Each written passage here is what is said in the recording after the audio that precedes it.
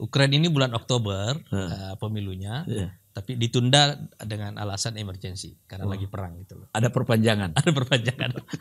Ada perpanjangan. Terinspirasi oleh teman-teman kita di Indonesia. Ada perpanjangan masa jabatan. Yang mengingat perpanjangan. Nah, di dunia ini hanya ada 2 presiden yang sudah berkuasa lebih dari 40 tahun. Satu Fidel Castro, yang kedua Gaddafi. Orang kalau bisa berkuasa selama itu pantas jadi objek kajian gitu. Jadi saya kesini ini saya mau belajar. Kok bisa orang ini bertahan begitu lama gitu. Kudeta pernah dicoba di Turki, gagal. Malah dibantuin oleh masyarakat, oleh rakyatnya. Gagal gitu kan. Akhirnya pakai cara ini. Cara ini pun juga gagal. Ternyata Putin sensi juga ya. Baper gitu loh guys. Di Indonesia kalau nggak salah itu, kalau nggak salah, fix lah 14 Februari. Iya, hati-hati nih.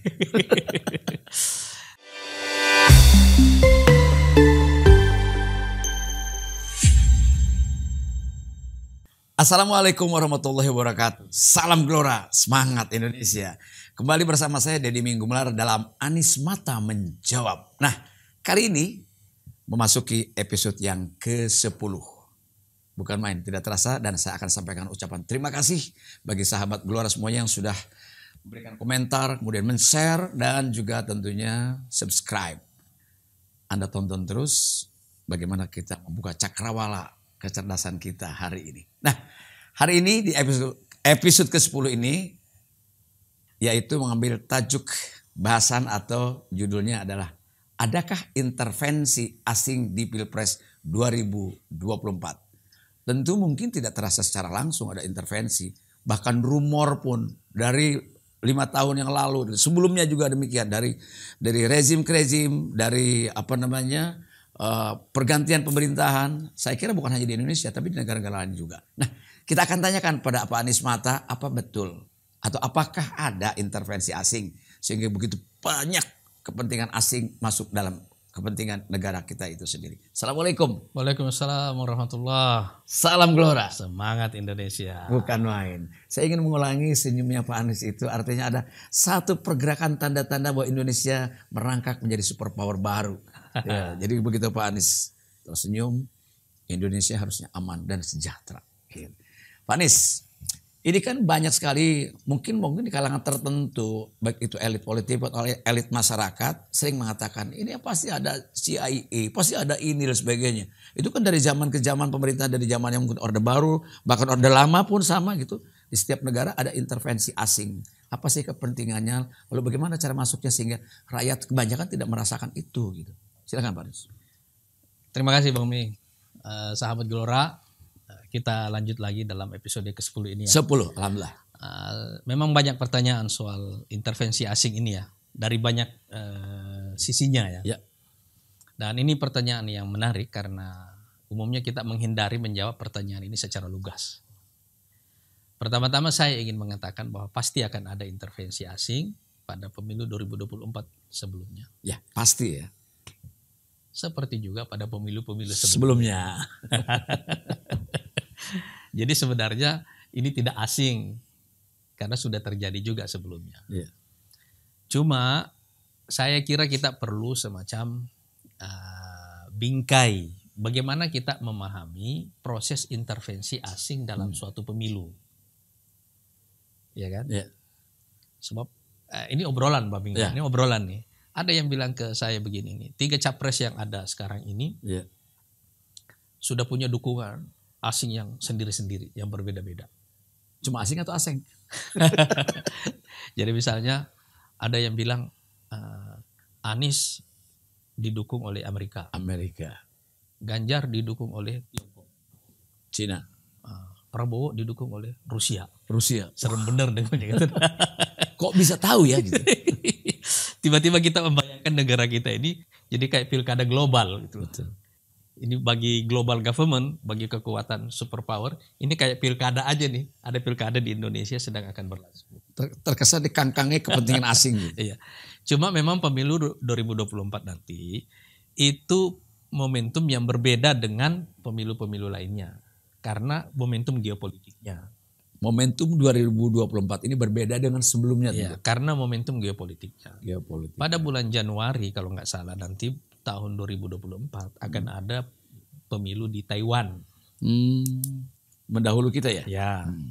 Di Indonesia kalau nggak salah itu, fix lah 14 Februari. Iya, hati-hati nih.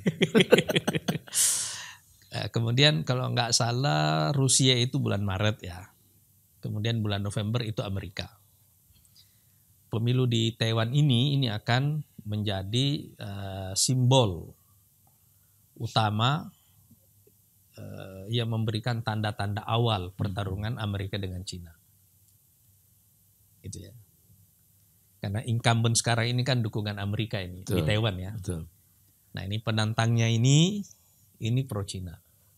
Pro Cina. Iya. Makanya tema utama di sana ini, tema kampanye utama karena pembelahannya sangat tajam sekali di Taiwan sekarang ini, perang atau damai.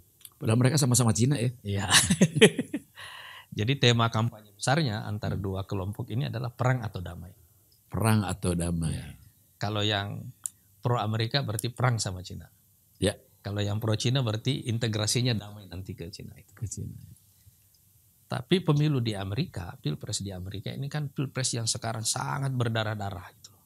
Dari sekarang ini kan sudah panas di Amerika ya. Tidak sekeras Obama atau Bill Clinton zaman dulu. Coba tidak pernah kita lihat ada mantan presiden di Amerika yang dikejar kasus hukum supaya tidak bisa mencalonkan diri sebagai capres. Bertubi-tubi. Seperti Donald Trump sekarang ini. Ya kan? Kalau bahasa sini pencegalan. Iya, jadi dan kalau kita melihat yang kita sebut dengan intervensi itu dalam pengertian ini adalah bahwa negara-negara adidaya yang menjadi musuh Amerika itu punya preferensi, punya kecenderungan mendukung salah satu dari calon yang lebih pro kepada mereka itu. Iya kan? Logis lah. Logis itu ya. Begitu juga akan ada pilpres di Rusia itu. Rusia. Nah, cuma ini lebih predictable kalau Rusia ya, karena Putin hampir tidak punya lawan di dalam itu. Kalau Ukraina kayaknya nggak sempet ya. Ukraina ini bulan Oktober pemilunya, tapi ditunda dengan alasan emergensi karena lagi perang gitu loh. Ada perpanjangan. Ada perpanjangan. Ada perpanjangan. Terinspirasi oleh teman-teman kita di Indonesia. Ada perpanjangan masa jabatan. Yang mengingat perpanjangan. Nah, sekarang saya ingin menjelaskan terlebih dahulu yang namanya intervensi dalam merubah kepemimpinan di suatu negara itu seperti apa. Dalam sejarah modern, paling tidak setelah Perang Dunia Kedua, hanya ada dua negara yang punya pengalaman intervensi ke negara lain yang paling besar. Yaitu Amerika dan Uni Soviet.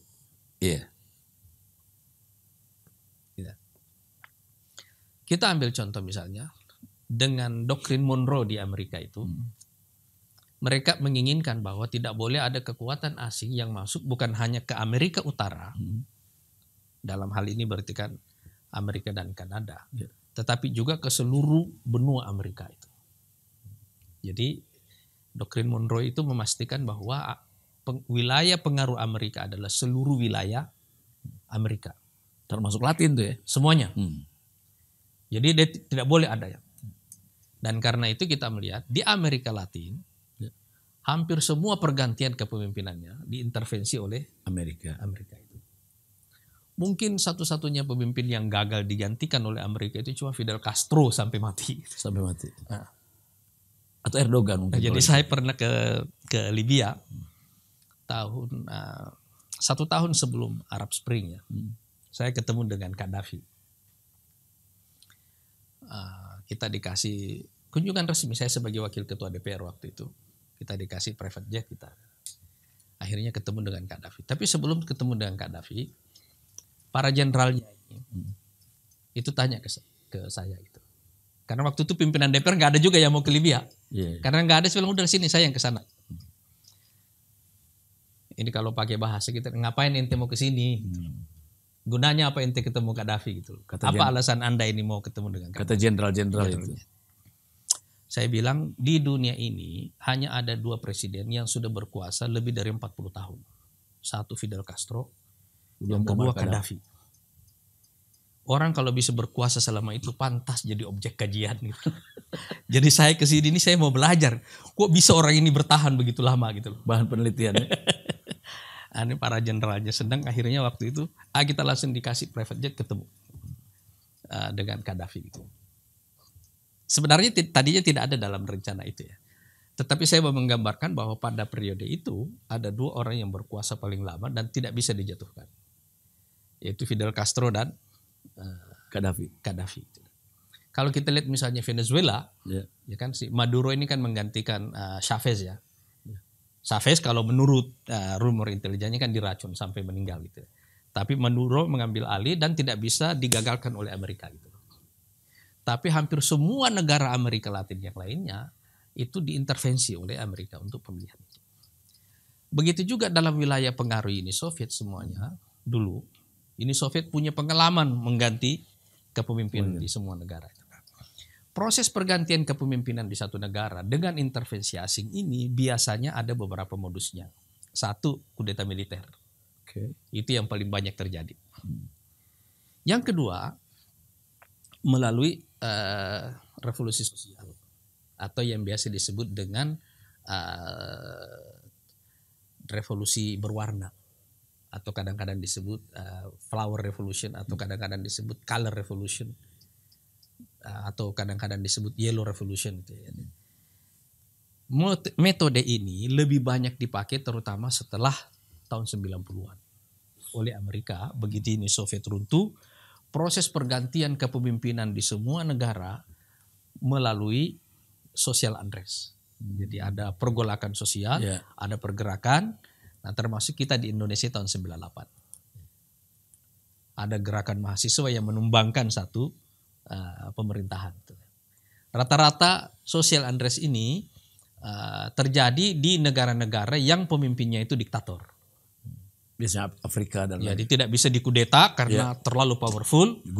Digusur melalui revolusi sosial seperti itu. Nah, misalnya kita lihat di Indonesia tahun 98, ya kan? Kita lihat lagi Arab Spring, Mubarak, bagaimana dia dijatuhkan? Pak Harto dan Mubarak ini kan dua-duanya sekutu Amerika gitu. Tapi yang mengelola Arab Spring yang menjatuhkan Pak Harto di sini ya juga itu Amerika juga. Melalui gerakan mahasiswa itu. Kita tidak mengatakan bahwa tidak ada pergerakan dari dalam sama sekali. Tetapi ini adalah satu skenario besar Amerika untuk menguasai dunia sebagai kekuatan tunggal pada waktu itu. Dan itu watak Amerika memang ya? Karakter superpower. Kalau dangdutnya itu kau yang mulai, kau yang mahir itu Amerika. Itu karakter gitu ya. Jadi dia harus menguasai semua dunia ini. Nah, karena itu ada satu klub pemikir think tank di Barat namanya Club of Rome. Klub ini, para pemikir yang ada di Club of Rome ini itu berpikir dalam skala peradaban dan biasanya membuat prediksi di kisaran waktu 50-100-an tahun. Ya. Mereka menerbitkan beberapa buku terbitan dan terbitan pertamanya itu tahun 72. Ada buku tentang limit to growth gitu ya. Jadi mereka sudah meramalkan bahwa masa depan kapitalisme ini sudah diambang kehancuran. Jadi mereka adalah era pertumbuhan ini sudah selesai. Itu dari tahun 72 ya.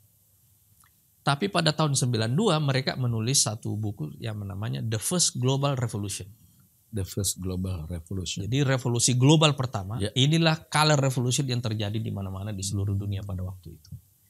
Mulai dari Asia, Eropa Timur, ya kan, seluruh kawasan Balkan, Asia Tengah, Asia Selatan, Asia Timur, sampai ke kita di sini Asia Tenggara, dan pada tahun 2009-2010 dimulailah gejala Arab Spring itu dari Tunis masuk ke Mesir dan seluruh wilayah Arab. Tumbanglah Mubarak, tumbanglah di Mesir, tumbanglah Gaddafi di Libya, kemudian Ben Ali di Tunis. Semua negara-negara ini mengalami proses demokratisasi pada waktu itu ya. Tapi bentuknya adalah melawan penguasa tirani melalui revolusi sosial. Itu intervensi. Nyata. Cuma instrumen intervensi yang ada pada setiap tahapan-tahapan itu berbeda. Misalnya kita di periode tahun 90-an di Indonesia di sini, isu sosial media kan belum banyak pada waktu itu ya. Jadi medianya masih media konvensional. Tapi misalnya Arab Spring, di situ kita menyaksikan bagaimana pengaruh Facebook misalnya, pengaruh Twitter, itu sangat besar, atau pengaruh media sosial besar sekali dalam menciptakan social unrest itu tadi, itu revolusi sosial itu ya. Dan dampak dari Arab Spring ini kan sampai sekarang belum selesai. Ini seperti proyek yang tidak tuntas. Nah ini dua, jadi ada satu kudeta, ada satu melalui social unrest atau revolusi sosial ini. Ada yang ketiga adalah pergantian normal melalui proses pemilihan umum. Jadi biasanya mereka punya preferensi mendukung salah satu calon yang mereka inginkan karena sisi kebijakannya lebih dekat kepada mereka, atau mereka punya target tertentu di negara itu. Gitu ya. Ini kira-kira biasanya 3 modus yang dipakai dalam intervensi itu. Kudeta, revolusi sosial, atau pemilu gitu loh. Ya kan? Ya. Nah, yang terakhir ini misalnya kita menyaksikan bagaimana Amerika mengintervensi Pilpres di Turki. Iya. Baru-baru ini ya. Iya. Kita bisa membayangkan Erdogan benar-benar susah payah untuk memenangkan pemilu terakhir ini. 1-2 putaran, padahal dia incumbent 4 periode dengan prestasi seabrek seperti itu ya. Lawannya juga secara kualitas jauh gitu ya. Tapi selisihnya bisa sangat tipis sekali gitu ya. Dubes Amerika mengunjungi calon presiden dari oposisi. Ya kan? Luar biasa gitu loh. Dan ini terbuka semuanya. Sehingga bisa kita katakan bahwa Pilpres di Turki tahun yang lalu ini benar-benar seperti pilkada dalam skala global. Pilkada dalam skala global. Iya. Rusia terlibat, Amerika terlibat, semua negara Arab terutama juga terlibat semuanya. Karena semua orang pasti punya kepentingan. Iya kan? Mereka terlibat semuanya gitu. Bagaimana bentuk keterlibatannya tidak ada yang tahu. Tetapi orang setuju bahwa frame intervensinya ada dalam pemilu. Tidak melalui social unrest, tidak melalui kudeta itu. Kudeta pernah dicoba di Turki, gagal.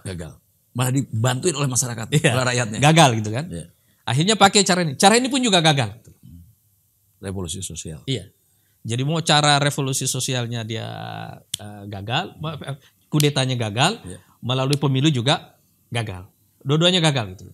Tapi kalau kita lihat Mubarak, Ben Ali, Gaddafi, termasuk kita di sini Pak Harto di sini, jatuhnya karena social revolution. Faktor itu tadi kan. Jadi model-model intervensi seperti ini sebenarnya terjadi sejak era Perang Dingin secara intensif sekali. Cuma berlangsung dalam skala sangat luas, terutama instrumen social unrest itu tadi atau revolusi sosial tadi itu setelah runtuhnya Uni Soviet.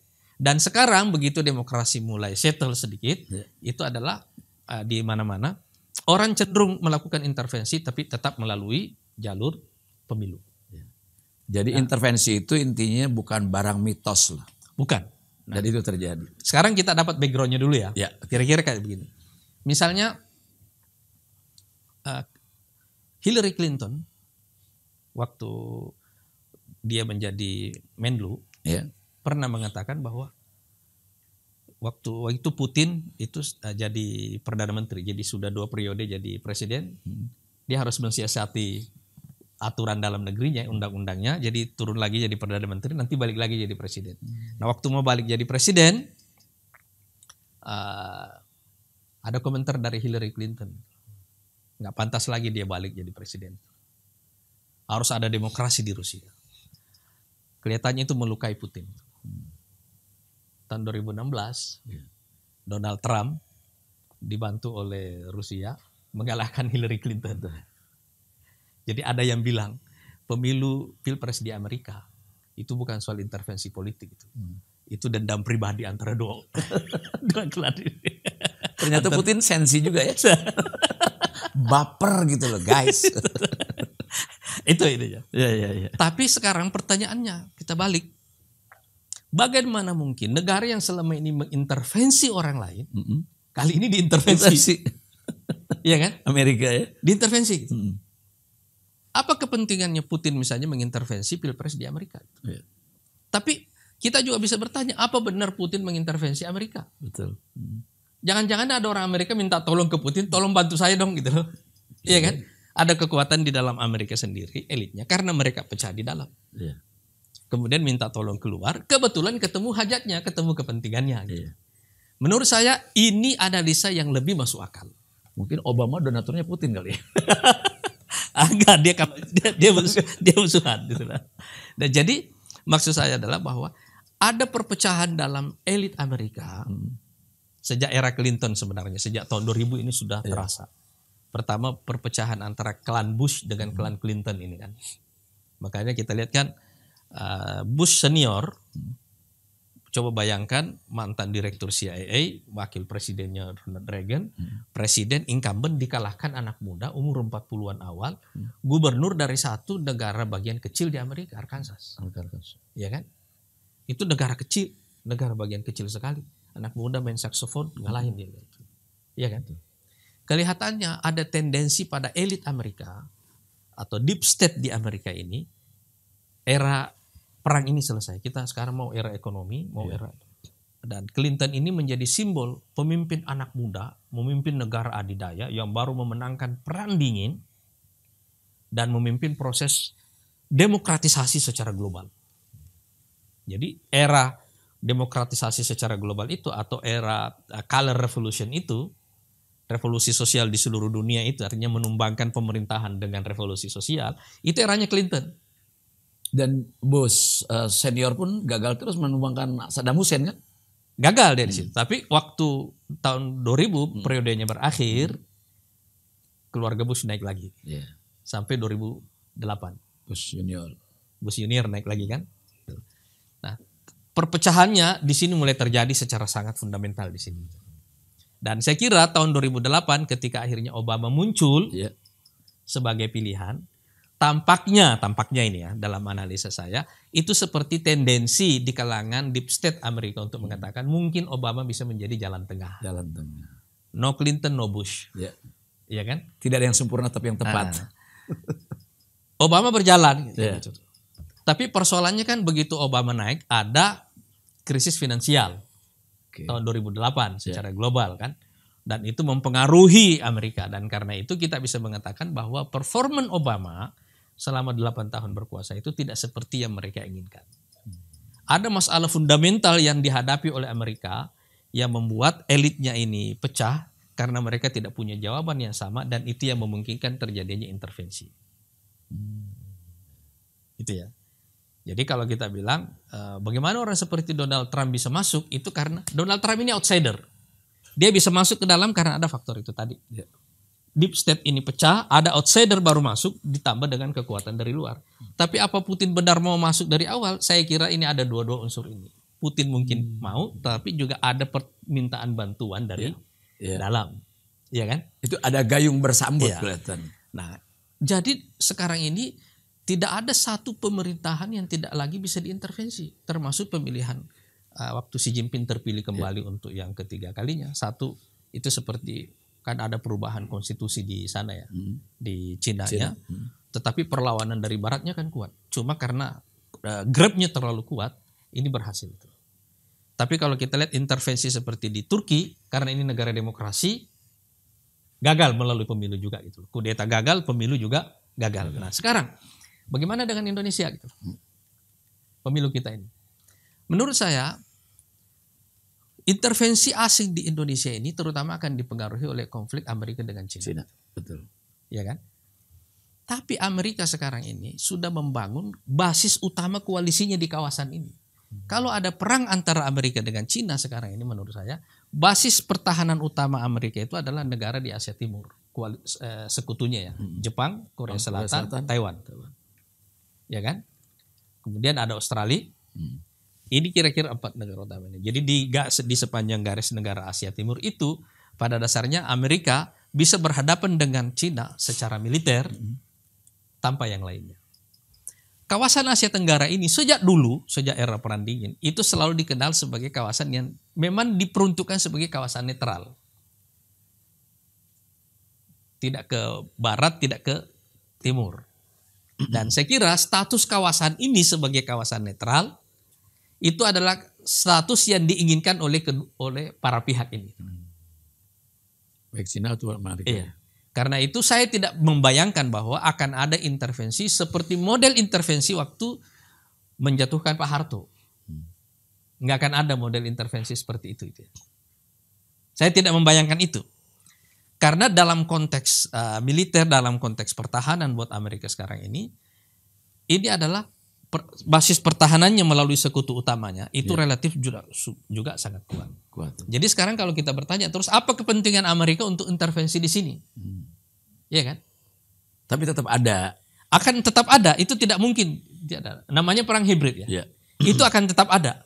Apa kepentingan Cina untuk terus intervensi di sini itu? Nah, kawasan ini kalau kita lihat, kawasan Asia Tenggara ini adalah kawasan yang demokrasi. Kita di Asia Tenggara punya perikatan yang tidak sekuat seperti yang ada di Uni Eropa, tetapi relatif stabil sebagai negara pertumbuhan.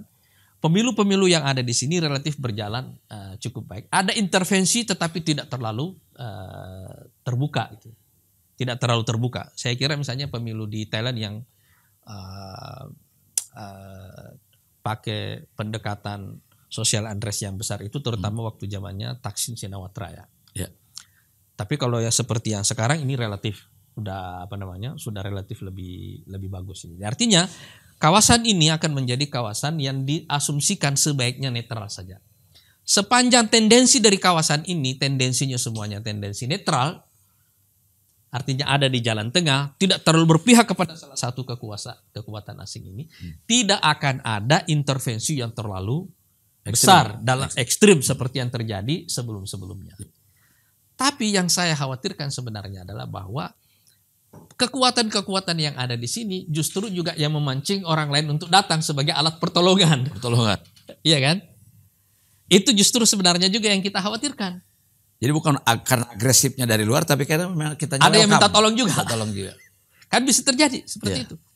Kalau dalam kasus di Amerika misalnya, dua-duanya terjadi. Ada yang pengen masuk, ada yang pengen minta tolong. Iya kan? Kalau di sini menurut saya, karena bersamaan nanti dengan pemilu bagi Amerika sekarang dan bagi Cina, pemilu yang terpenting 2024 itu adalah pemilu Taiwan. Betul. Iya kan? Taiwan. Dan pemilu Amerika sendiri, kemudian pemilu Rusia. 3 pemilu ini menurut saya ini 3 pemilu yang paling menentukan 2024 yang akan datang. Nah, karena Amerika sudah membangun basis aliansi baru di sini dan melibatkan India dalam kuat di sini. Jadi pada dasarnya kalau kita lihat basis pertahanan utama Amerika ini sudah relatif terbangun dengan baik. Tetapi kan Cina juga menganut doktrin yang mirip dengan doktrin Monroe. Asia untuk Cina, Amerika jangan di sini. Seperti Amerika untuk Amerika. Kan kira-kira maunya begitu mereka semua kan? Mungkin Amerika kecolongannya hanya waktu Hillary Clinton aja. Sebenarnya sih tidak. Kalau seperti yang sekarang ini, itu sudah susah menghindari intervensi yang terlalu jauh seperti itu. Sudah susah. Karena konflik di elitnya sendiri yang sudah terlalu dalam, sudah terlalu tajam seperti itu ya. Dan karena proses demokrasi sendiri yang sudah terlalu terbuka seperti itu, sehingga proses manajemennya, proses pengendaliannya sangat kuat sekali gitu. Nah, tapi kalau menurut saya justru yang terjadi ada tendensi untuk menjadi otoritarian di Amerika. Kalau kita lihat perlakuan kepada Trump sekarang ini, tendensi otoritarian itu sangat kuat sekali itu. Sekarang ya. Apapun alasannya, tetapi tendensi otoritarian itu menjadi sangat kuat sekali. Tapi kalau kita bicara di Indonesia ini nanti, kita tidak akan lolos dari pertarungan kepentingan itu. Tetapi ada momentum lain pada waktu yang bersamaan yang membuat intervensi ini akan terjadi, tapi menurut saya skalanya yang tidak bisa kita ramalkan sekarang ya. Tidak seperti 98 lah paling tidak. Tidak akan seperti tahun 98. Sebab kan begini nih, orang Amerika juga memahami. Kalau kita mau bantu full Indonesia kan perlu fulus. Fulus. Buat infrastruktur kan. Amerika ini tidak dalam posisi kasih fulus sekarang gitu loh. Ayo juga lihat repot. Iya kan. Dan menurut saya walaupun Cina ada keinginan seperti itu, tetapi Cina juga akan membuat persyaratan yang jauh lebih ketat dan jauh lebih menguntungkan mereka gitu. Jadi kita mengantisipasi intervensi ini, tetapi menurut saya kita berharap bahwa para capres ini lebih bagus bekerja dalam dua bingkai pemikiran. Yang pertama, belajarlah kita menjadi negara merdeka, apalagi kita benar-benar dalam bulan Agustus ini ya. Yeah. Merdeka secara politik, juga nanti merdeka secara geopolitik, merdeka secara ekonomi, merdeka secara teknologi, merdeka juga secara ideologi. Kita mesti punya frame seperti itu, bingkai seperti itu sebagai pemimpin negara. Yang kedua, jangan biarkan orang lain menjadikan negara kita ini sebagai medan tempur mereka. Gitu. Betul. Dan Bung Karno kan mengajarkan dengan trisaktinya sebetulnya. Nah, kita tidak boleh memberikan ruang kepada negara lain untuk mengintervensi kita, apalagi dalam proses pemilu seperti ini. Jangan nyalahin orang kalau kita sendiri buka diri gitu loh. Tapi kira-kira kalau akan terjadi model intervensi, model-modelnya seperti yang saya jelaskan. Sebelum ditutup, mau keluar dulu sedikit nih. Bagaimana dengan Korea Utara? Apakah juga ada intervensi? Kalau Korea Utara itu, kan anak kecil itu out of the question. Oh gitu. Itu tidak perlu ditanyakan. Gak ada yang bisa mengintervensi negara itu kecuali dua sahabatnya, Cina sama Rusia. Yang lainnya gak bisa. Itu. Ya, terima kasih. Dan kita sudah tahu bahwa dimanapun negara, terutama negara-negara kawasannya yang berdekatan dengan Amerika dan Cina, pasti ada intervensi. Dan bersyukurlah kita sebagai bangsa yang soleh-soleh begini tidak pernah punya watak untuk mengintervensi orang lain. Mana ada pemilihan presiden Amerika yang kita intervensi Indonesia gitu, nggak ada. Atau pemilihan Putin kita ikut intervensi, apalagi membantu fulus gitu, nggak ada. Kita memang biarlah mereka mandiri. Terima kasih Pak Anies dan sahabat Gelora, tentunya kita sudah mendapatkan wawasan baru tentang bahwa faktanya ada, walaupun tidak terasa secara langsung oleh kalangan mayoritas masyarakat kita, hanya mungkin kelompok-kelompok elit yang tahu bahwa ada intervensi di setiap negara, bukan hanya Indonesia. Bersyukurlah kita ada di tengah-tengah menjadi kawasan yang netral, tapi juga jangan menjadi orang lain yang berantem tapi di tempat kita. Nah, gitu. Ya, sekali terima kasih dan tonton terus. Anda sudah menyaksikan, Anda sudah menyimak, dan Anda sudah paham pilihannya adalah bagaimana kita memenangkan pertarungan ini dengan baik. Yang paling penting Indonesia menjadi superpower baru. Terima kasih Pak Anies. Mantap. Salam Gelora. Semangat Indonesia. Assalamualaikum warahmatullahi wabarakatuh. Waalaikumsalam warahmatullahi wabarakatuh.